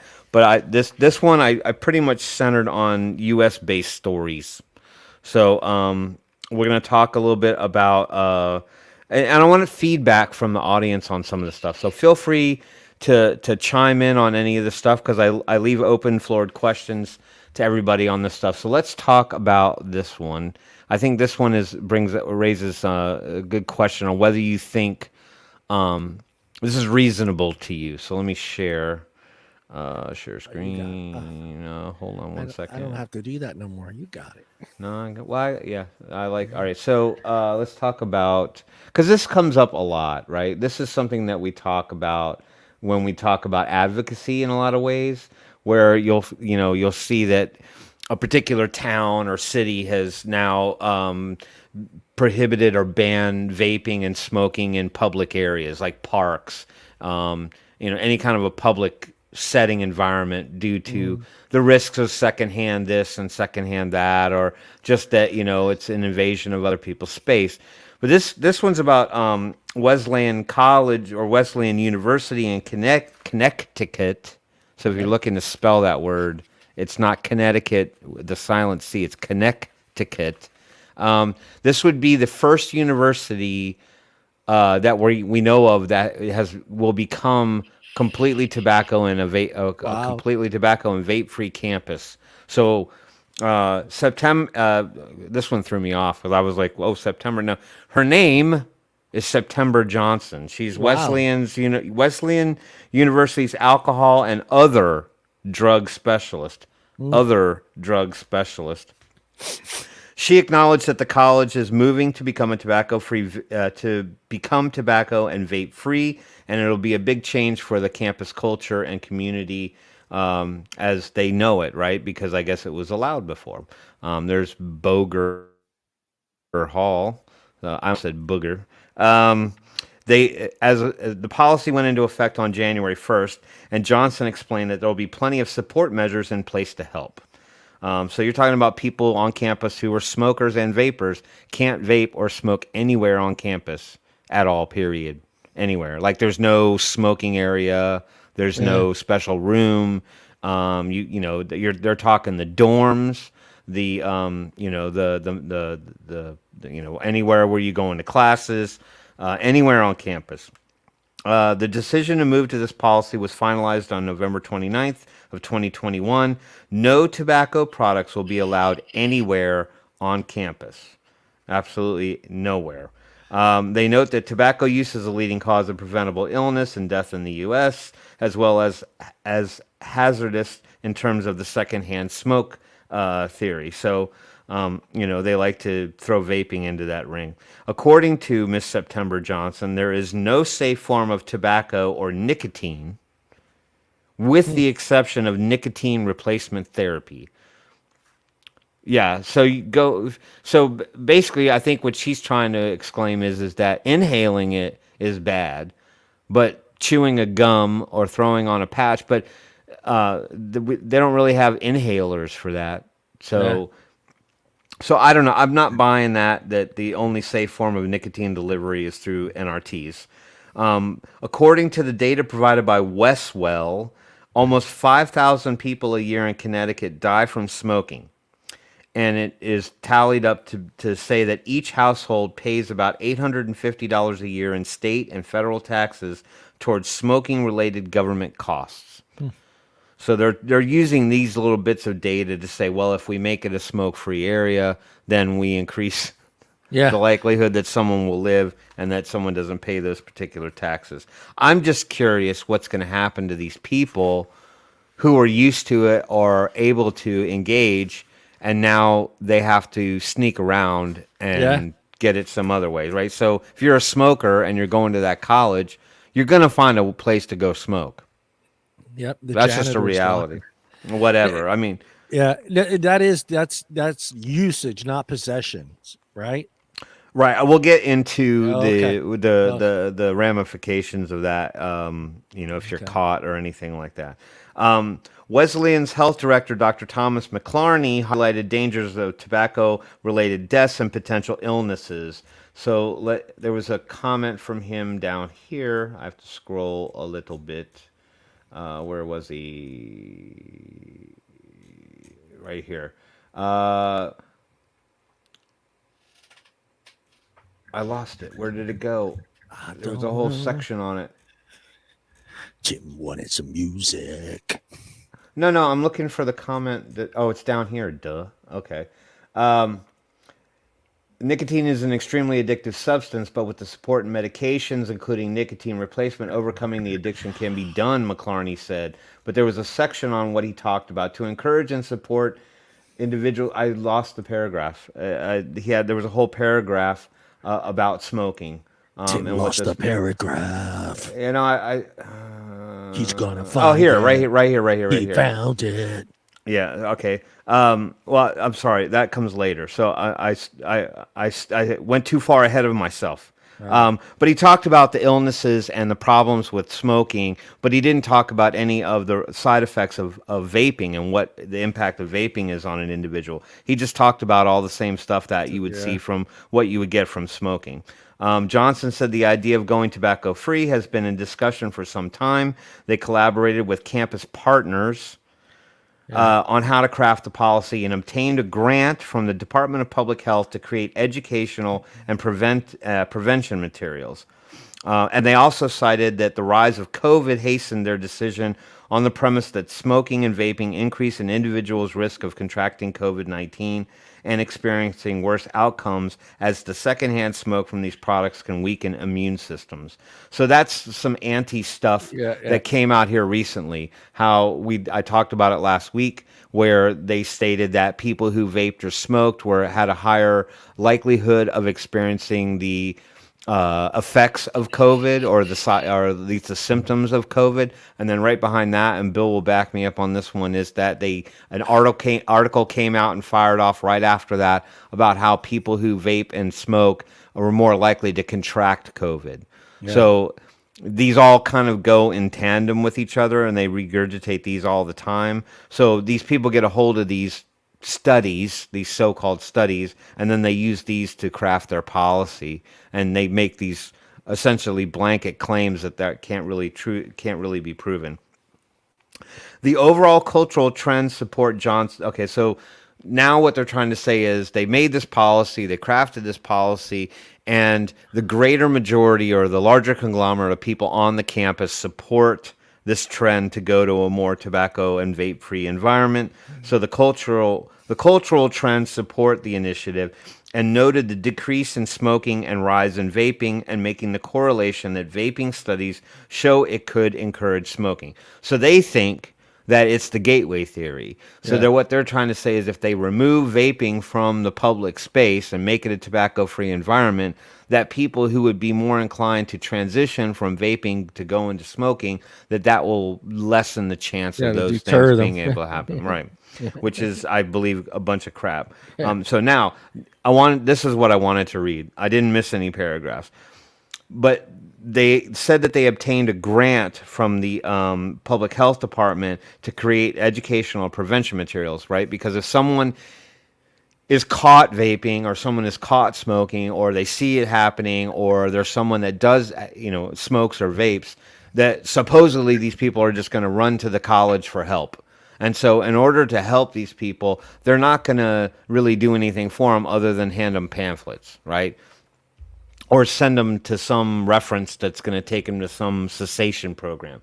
So this is what the statement was: to encourage and support individuals who use tobacco and vape products in their efforts to quit, comprehensive cessation resources for faculty, students, and staff are available. For faculty and staff, this includes wellness points, so bullet points, I guess, like a printout with wellness points, quit kits, which I don't know what that equals.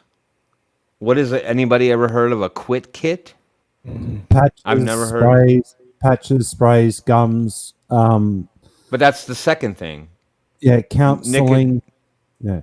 Yeah, quick nicotine replacement therapy on an as-needed basis. Okay, so they're going to be lining up at the pharmacy at the school to get their NRTs. NRTs, right. Yeah. Individualized information and resources and more. But wait, there's more. Students have students. I like how the students got left last. Students have the similar resources as well, she says. So they claim that they're going to be able to help people to quit by giving them information and helping them with NRT therapy.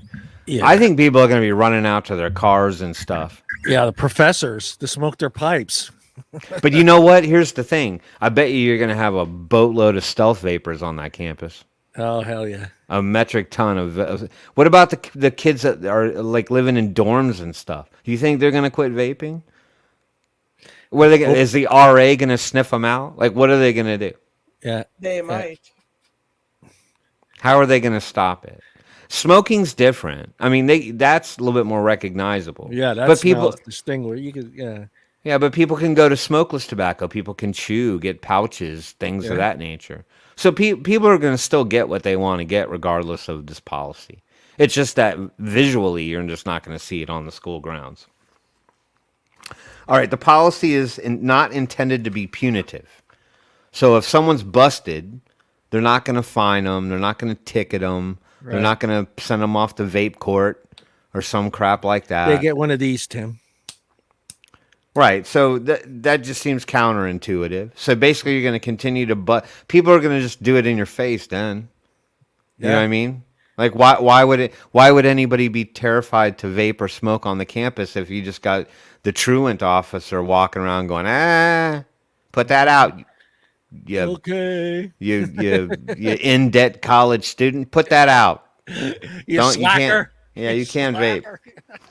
So at any rate, but I don't know, like, what's the general consensus on policies like this? Like, how do you guys feel about policies like this? Do you think that this is helpful in any way, or do you look at it from a standpoint like they apparently have these conversations with these partners who help them craft these policies? I sort of feel like it's a one-sided view about the health narrative on the campus. Like, they don't have people who in those partner groups or those conversation bubbles that say maybe we're a former smoker and they've started using vaping to get away from smoking and be open to a conversation about, well, okay, I can get it. Maybe you don't want smoking on campus because there's proven studies to show that secondhand cigarette smoke can kill people.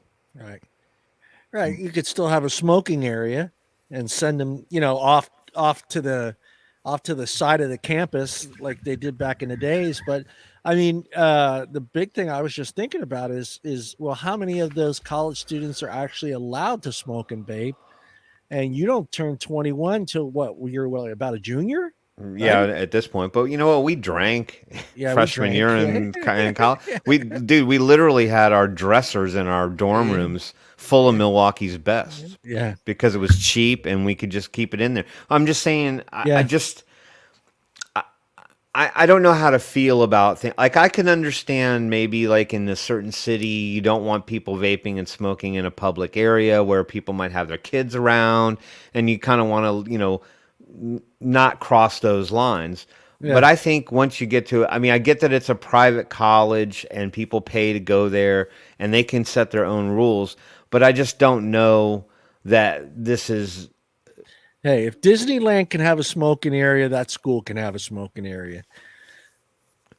Right, but what I'm saying is like, again, like they don't even take they don't even take the side of tobacco harm reduction. Like they don't. Yeah. They're like, okay, look, we're going to shut down all the smoking areas, but we're going to have specific areas where you can vape because we recognize that vaping is safer. Yeah.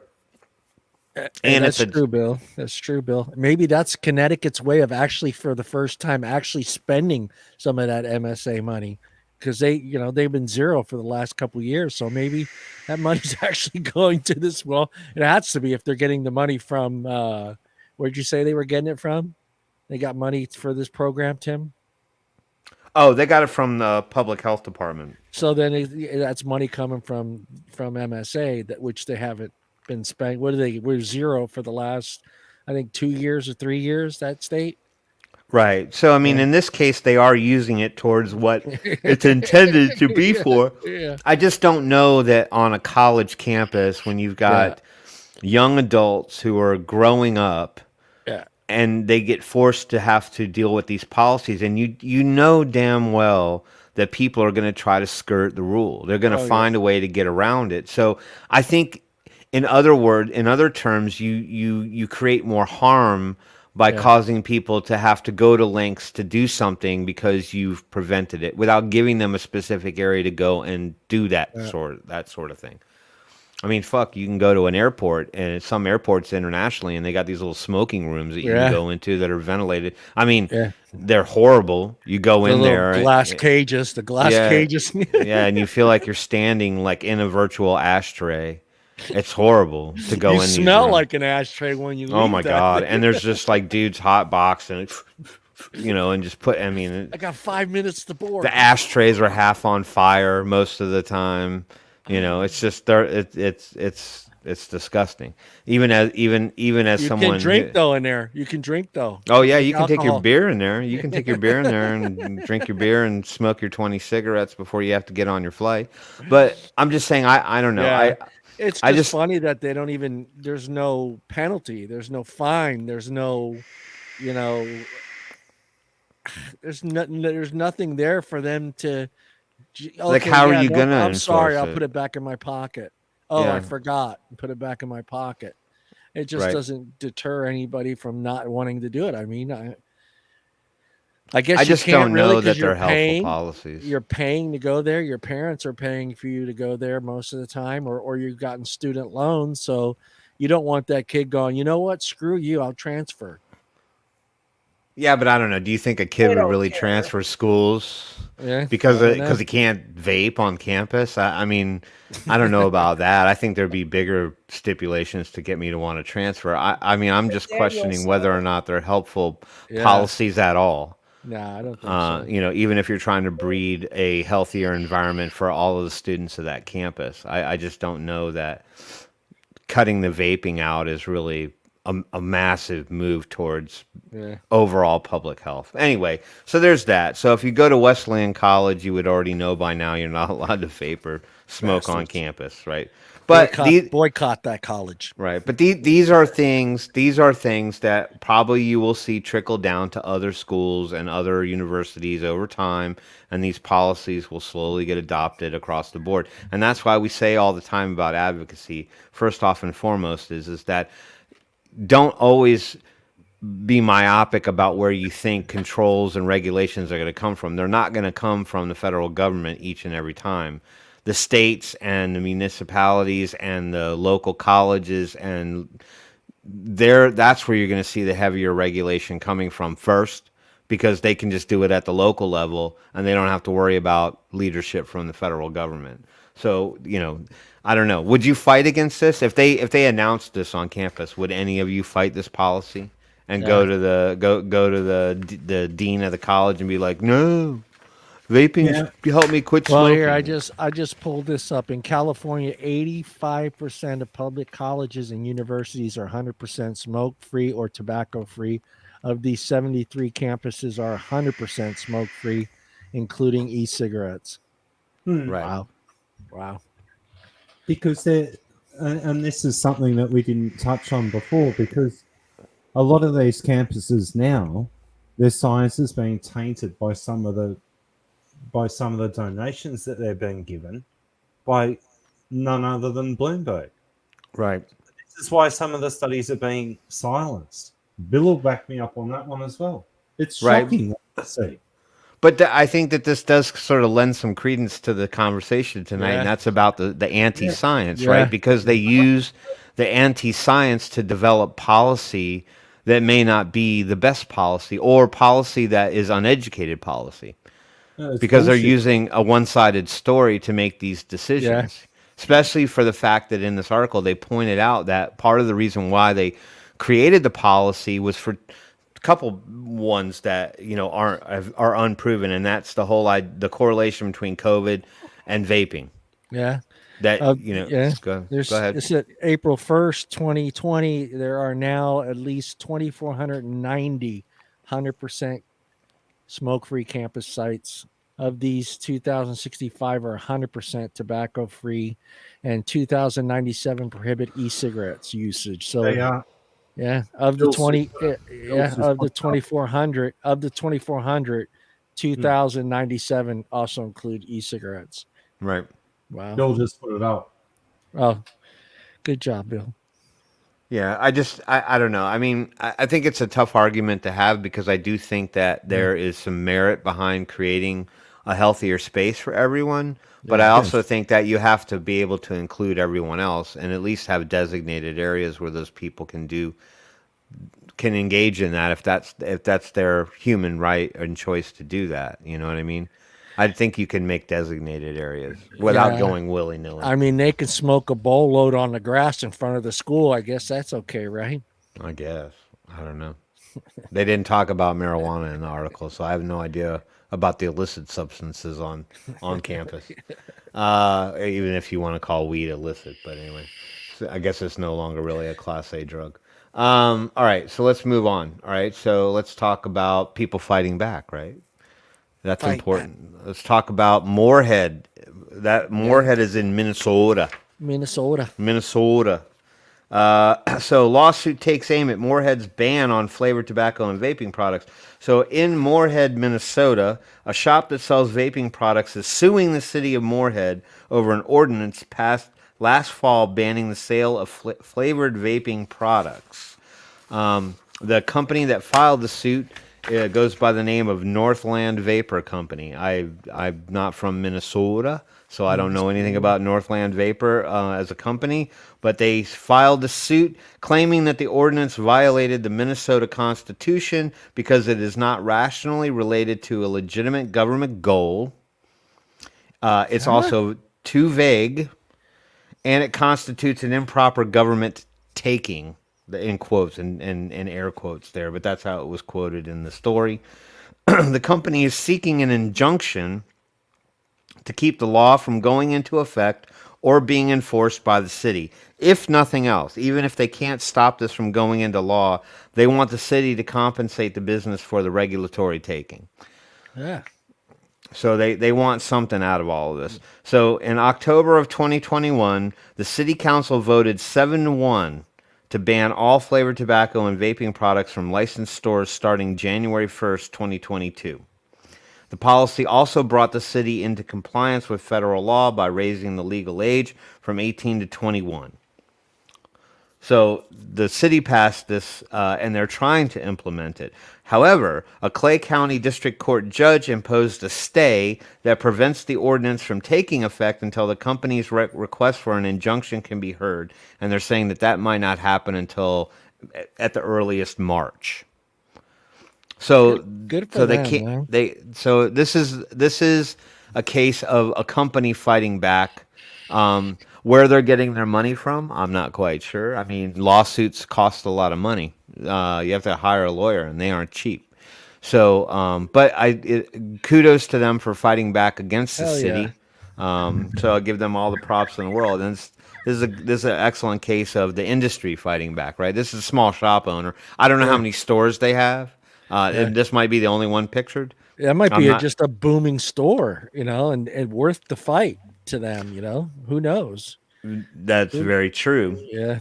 But so as of yet, the city council met on January 24th to talk about the pending litigation that they got to fight.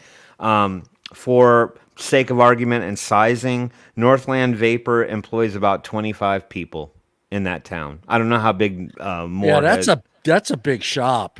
25 people. That's a pretty big shop. But it could be multiple shops, though. Yeah. I mean, I don't know. I can't say. It didn't say in the article if there was multiple stores. Just said that they employ about 25 people. And according to the suit, the vast majority of Northland's business is the sale of flavored vape products, and they value their inventory at about $100,000. Yeah. So they're turning quite a bit of product. So there was. I mentioned that there was a 7-1 vote, and there was one person that opposed the ban. And that council member's name is Matt Gilbertson. He cast his vote against the ban during the debate, stating that you can't regulate behavior. Prohibition didn't work, and this won't either. Smart guy. Yeah, so he basically was overruled. But as it stands right now, in Moorhead, they have a stay on the ordinance until the injunction hearing can be had. I don't know if they'll win. I hope they do. I hope they change they're able to buck this law. But it's good to see the vapor industry standing up, in the face of, the doom and gloom of what they're trying to bring down the pipeline. And that is to instill vapor flavor bans pretty much all over the place. Across the nation, yeah. So if anybody has any information on Northland Vapor, if you know anything about them, feel free to fill us in. I've never heard of that company. Vapor. Yeah, Northland Vapor. So again, I don't know how many stores they are. All right, so there's your two basic articles. 3, Tim. Well, you got your third. It's an advocacy one. No. It's 3 stores. They have 3 stores. Oh, they do have 3 stores. So that explains 25 employees, right? So they're pulling some serious revenue. I thought, oh no, that's in this one. All right, so now let's talk about Connecticut again. We're going to talk about Connecticut. Get out of here, you pop up. Ready to go, flavored vape ban on Lamont's agenda. Ooh, so if we have any picture that is. So if they always show the same freaking thing all the time. That's not even a Juul. I don't even know what that is. That's a puff bar, isn't it? Is that a puff bar? Yeah. Watermelon puff bar? Oh, yeah, puff bar. It says right there, puff bar flavored disposable vape and device in New York. That one's not even in Connecticut. So Governor Ned Lamont is poised to sign a flavor ban in Connecticut if the legislative body will put one in front of him. The interesting part of this whole thing is that even though he's high on his horse about instilling a flavor ban, he apparently welcomed Philip Morris on their relocate. Oop, there's another pop-up. Hey, I promise you, I tested this site for porn. You aren't going to get any porn pop-up. Ah, man. That's the news channel.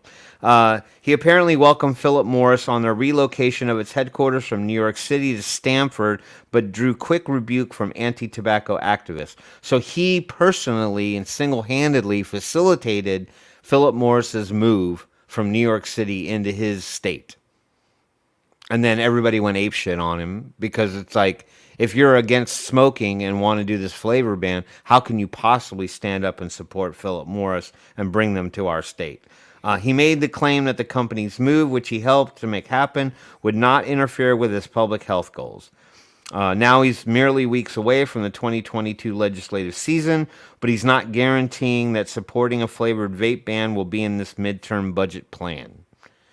So what I'm trying to bring to light is you got time to get loud, Connecticut. And this is statewide. This is not a township or a municipality or anything. This is statewide. So the biggest anti-advocate group that's standing behind pushing this guy to do this flavor ban is Campaign for Tobacco-Free Kids. And they've been pushing this governor to pass a flavored vape ban. And he's, in more words than less, told them that basically that's the side he stands on, that he is ready and willing to go and sign a flavor ban into law if he can get one put in front of him. So they're holding him to his word. They believe that he's actually going to follow through on this and get it passed. Apparently last year, Connecticut was very close to passing one, but it was pulled at the last minute at the request of Campaign for Tobacco-Free Kids, claiming there were too many loopholes and they made Connecticut more subject to lawsuits from the vaping industry.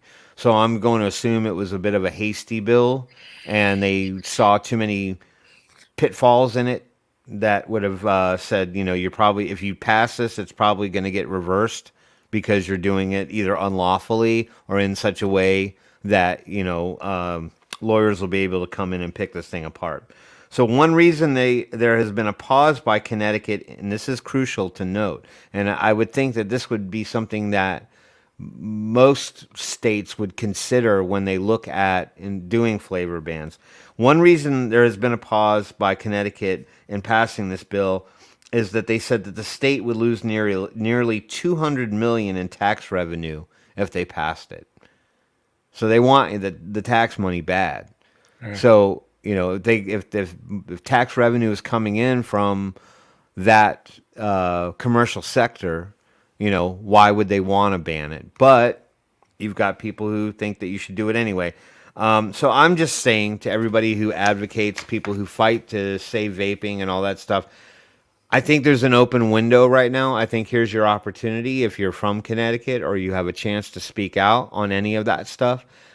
This would be your opportunity to try to get in touch with your local councilman or people that operate on the legislative body there, your representatives in Connecticut, and talk to them, express your displeasure with their potential decision to go with a full flavor ban in Connecticut, because this effectively could render Connecticut a flavor ban state, which means you're going to have a hard time getting your stuff into the state. You're not going to be able to go down to the local vapor shop and pick stuff up.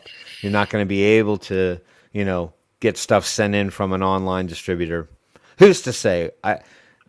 It may only mean being able to procure items from within the state, but you can still get them shipped in. Why risk finding out what happens after they pass it? Now's your time to fight. So I say stand up for what's right. I'm pounding my chest here. I don't live in Connecticut. I live in Atlanta. So I got to worry about stuff going on down here too. So, but I expect a call to action to probably be posted by CASA at some point here in the near future once they have more information on exactly what's going on. But that's preemptive, so I'm giving it to you early. And that, my friends, is your tap news. And with that said, back to you in the studio, John. Yes. Yeah, that Northland Vapor Company, they have a total of 4 stores, 3 in North Dakota, and then that one by itself in Minnesota. Okay. Moorhead. Is that what you said? Moorhead, Minnesota. Yeah, they got 4 stores, but 25 employees at that one store. That's a lot of employees for one store. That is. Every vape shop I've usually gone into, there's maybe maximum 4 people. Yeah. I think I've seen maybe 2 to 3 in most of the ones I've gone in. But that doesn't mean that they, that they're there all day either. They could be part-timers, work half a day or something like that. It's a part-time job they picked up to make a little extra money. Some college student from the school there in Connecticut. No, I'm kidding. Right. Well, Bill points out something very, very poignant. Let me stop sharing. Put us all back to the squares there. He said it can take a year to pass a law. It can take 10 years to change a law. It will take a lifetime to undo the damage done by a bad law. Right. Because once they get put in, it's usually very difficult to get them undone. So you have to talk. You have to speak up early. You have to fight. Get your ass out there. So anyway. All right, guys. Anything else anybody got on the table there? As far as science goes? No, not a thing. Nah, I just would say, don't, if you can, try to speak out against some of that bunk science where and when you can. Dispel it as much as you can. Tell people the truth about the information that you have, and that, it would be worth it for those people to spend a little time investigating those sensationalized stories that they see all over the news. Yeah. That, that's usually what it is. And our poll, how much e-liquid do you use a day? 5 milliliters, 18% of you. 10 was 33%. 15 mils was 22%. And 20 to 30 mils was 27%. And that was with 45 votes. Now, that's about right. I figured 10, 15 would be pretty high. but 10 mils is where I'm at. I'm between 10 and 15. It just depends on what kind of day I'm having, but usually I'm between 10 and 15 mils. So Are you MTL vaping all day? Yeah. I'm vaping on this most of the day, and then when I do the show, I grab this. Okay. So that probably explains your 10 to 15. Yeah. This is, well, you can't see it, but this is, you can see where it's at, but this is all day. That's how much I've used. Hardly any of it. So it's just, I've kind of cut myself back. Okay. Saying that's bad? No. What? You were first time you ordered hold, go back. First time I ordered ZampleBox, I was given 12 milligram nicotine pack as the beginner vape liquid set. So you didn't pick that? You picked that, or they just? That's a long time ago. Okay, so is that what they used to send out? Yeah. So they picked your nic strength for you. Yeah, you used to do a little survey thing before you signed up. Like, it's kind of like what you did when you first, the new one where you picked, your flavors that you liked and blah, blah, blah, and all that stuff you disliked. But I think in the beginning you got to, I'm a beginner, blah, blah, blah, all that stuff. So then they basically tried to target what they thought you needed in order to quit smoking. Yeah, to get you started, which is, if you think about it, 12 is low. Compared to what is out now between 25, 36, and 50 and nic salts, yeah. Yeah, 12, I would say. I think if you're a half a pack to almost a pack a day, I think 12 would be good for you. But if you're a 2-pack a day smoker, 12 is not enough. I can't tell you when the last time was I ever touched a 12 or an 18, though.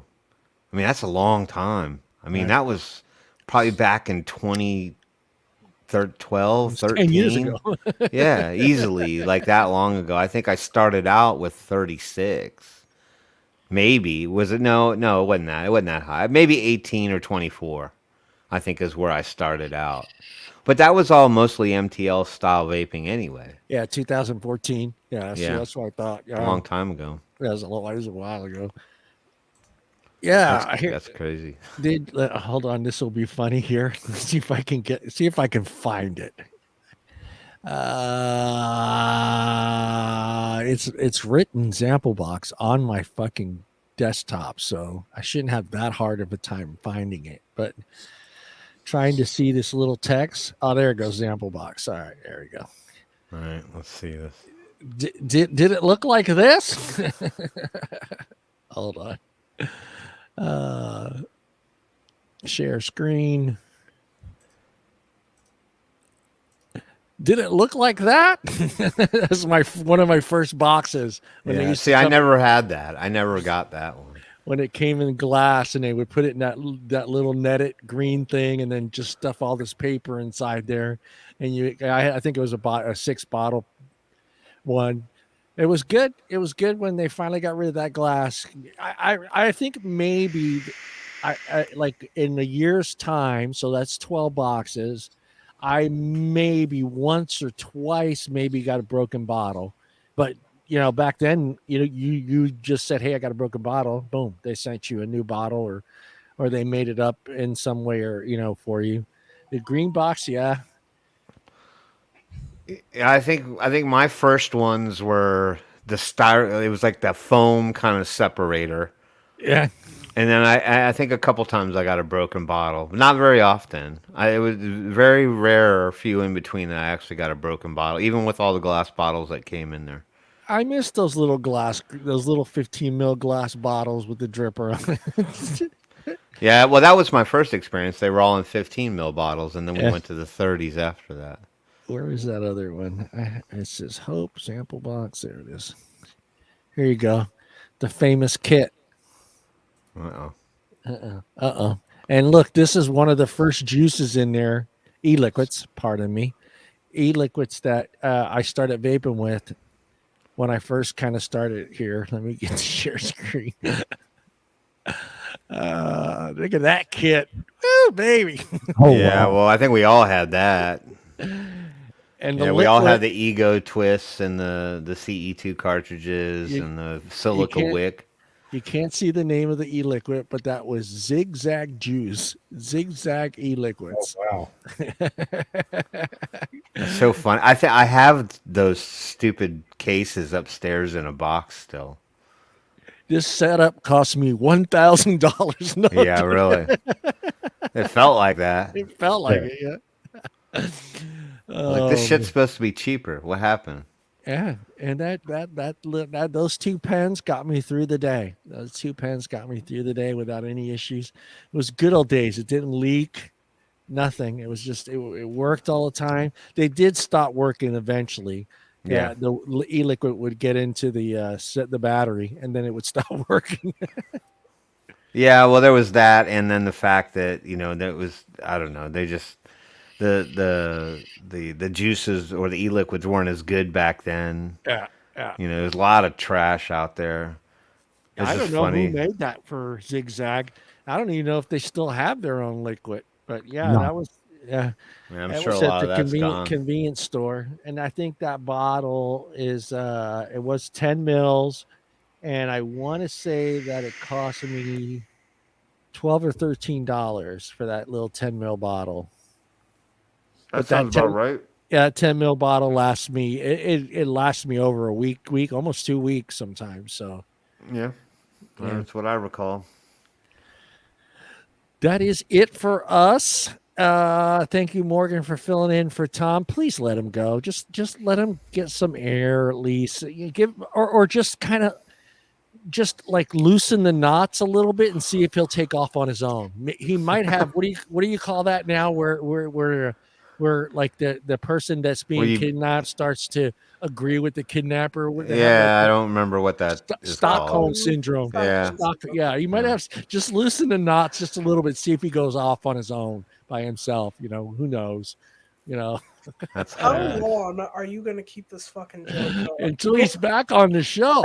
Until he comes back. He'll be back.